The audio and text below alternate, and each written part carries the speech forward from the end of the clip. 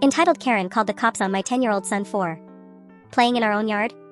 So I, 35M, live in a pretty quiet suburban neighborhood with my wife and our 10-year-old son, Jake. He's a really sweet kid, super into soccer, loves being outside, and honestly just a ball of energy. Like any 10-year-old boy, he can get a bit loud when he's excited, but nothing crazy. Anyway, a few days ago, Jake was outside in our front yard kicking his soccer ball around. It was maybe 4 p.m. on a Saturday. He wasn't even on the street, just staying within our yard, minding his own business. Then she appeared. Enter Karen. Mid-50s, bleach blonde bob, big sunglasses, and that ever so familiar "I don't have time for this but I am making time" walk. She lives 3 houses down and has never spoken to us before, until now. She storms up our driveway like she owns the place and yells, "Karen, your son is being disruptive and disturbing the peace." Me, he's playing soccer. In our yard. Karen. Well, I'm trying to enjoy my weekend and I shouldn't have to listen to a child screaming. Mind you, Jake wasn't screaming. He was making normal kid noises, laughing, maybe cheering when he made a goal.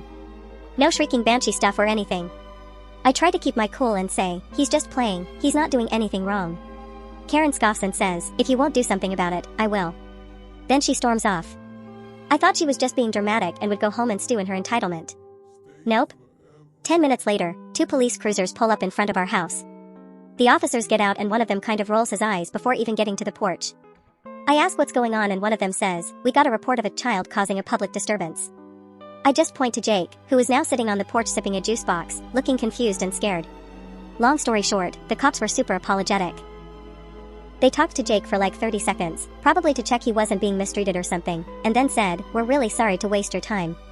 This happens more often than you'd think. Karen was standing across the street with her arms crossed, looking smug. One of the officers walked over and very clearly told her something that made her whole expression drop. She went back inside, slamming her door like a toddler. We haven't seen her since.